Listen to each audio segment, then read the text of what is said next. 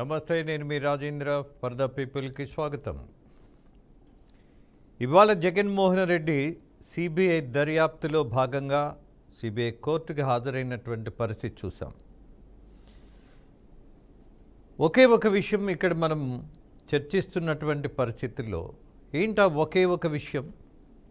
ఒక నాయకుడికి దశాబ్ద కాలంకి పైగా బెయిల్ ఉంటుందా, దొరుకుతుందా, అవకాశం ఉన్నదా?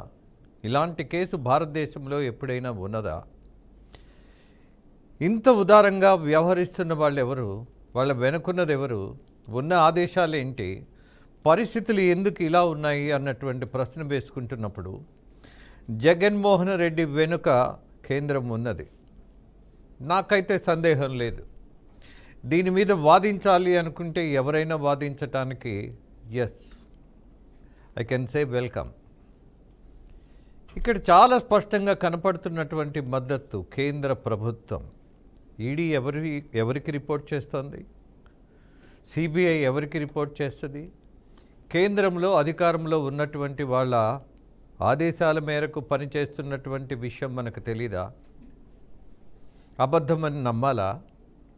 ఏ ప్రభుత్వం వస్తే ఆ ప్రభుత్వానికి అనుకూలంగా ఈ రెండు సంస్థలు సొంత జేబు సంస్థలుగా వ్యవహరిస్తున్నటువంటి తీరు మనం గమనించలేదా?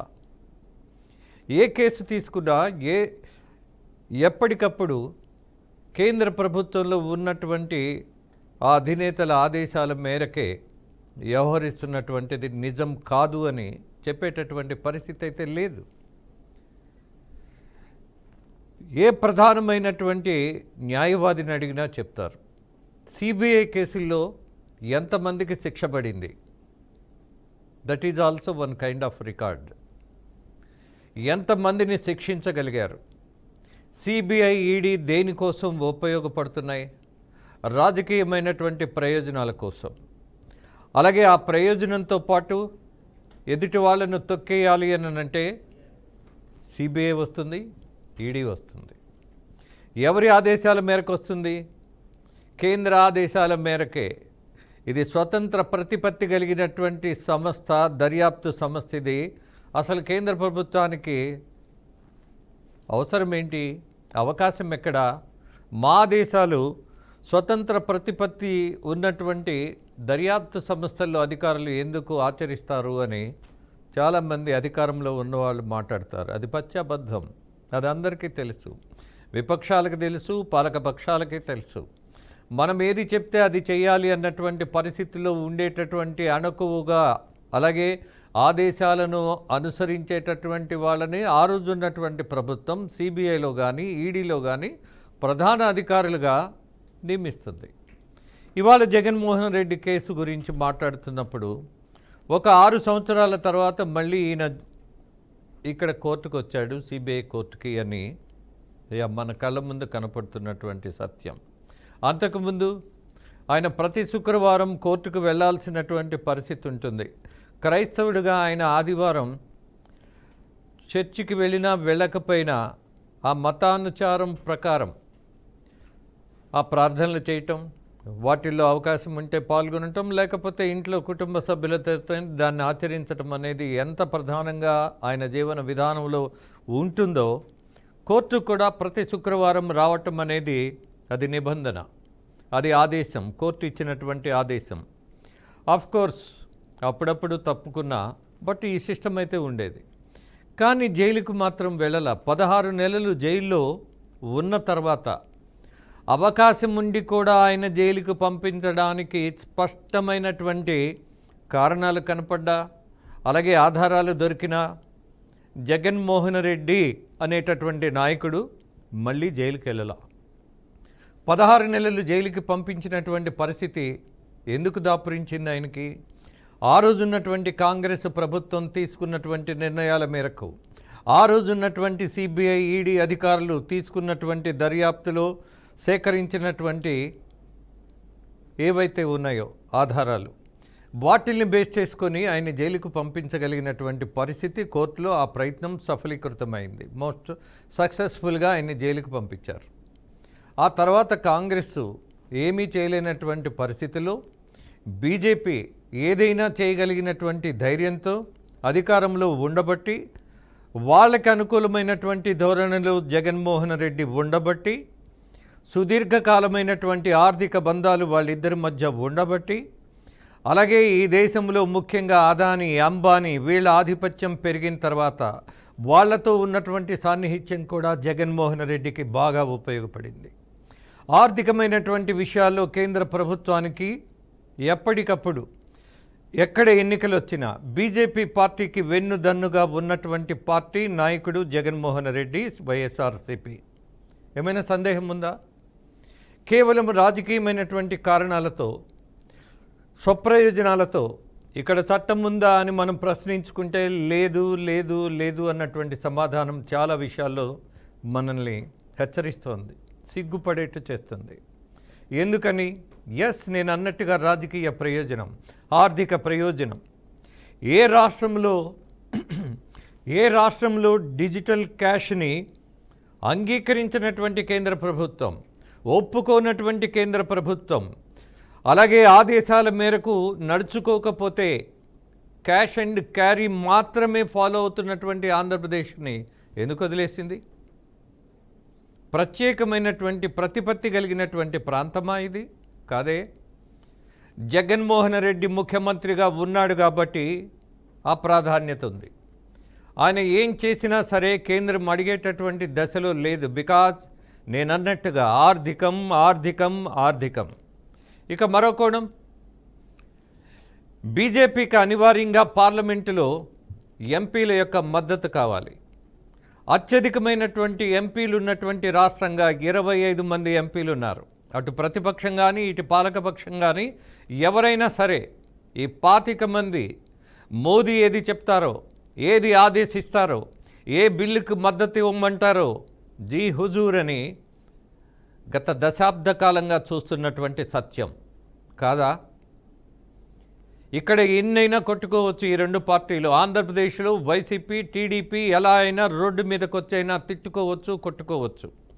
బట్ కేంద్రానికి మాత్రం కలిసే మద్దతు ఇచ్చేటటువంటి పరిస్థితి అక్కడ ఎవరు చేశారు? మోదీ. అలాగే ఇవాళ జగన్మోహన్ రెడ్డి ఇంత నమ్మకంగా, ఇంత ధైర్యంగా మళ్ళీ కోర్టుకి మాత్రమే వెళ్ళేటటువంటి పరిస్థితి 6 సంవత్సరాల తర్వాతే ఎందుకు వచ్చింది? జైలుకి ఎందుకు వెళ్ళలేదు? ముఖ్యమంత్రిగా, ఢిల్లీ ముఖ్యమంత్రిగా ఉన్నటువంటి కేజ్రీవాల్ ఉదంతం తీసుకోండి. కేవలం 100 కోట్ల స్కామ్, అది లిక్కర్ స్కామ్. అక్కడ సిసోడియా ఉప ముఖ్యమంత్రి సుదీర్ఘకాలం లోపల పడేశారు. నో బెయిల్, నథింగ్, కుదరదు. కానీ ఇక్కడ బెయిల్కి అనుకూలత ఉంటుంది. ఇక్కడ దర్యాప్తు సంస్థలు ఏవైతే ఎఫిడవిట్ వేసి ప్రభావవంతమైనటువంటి వాదన చేస్తే ఇవాళ బెయిల్ రద్దయ్యే అవకాశం ఉంటుంది జగన్మోహన్ రెడ్డికి కూడా. కానీ చెయ్యరు ఆ పని.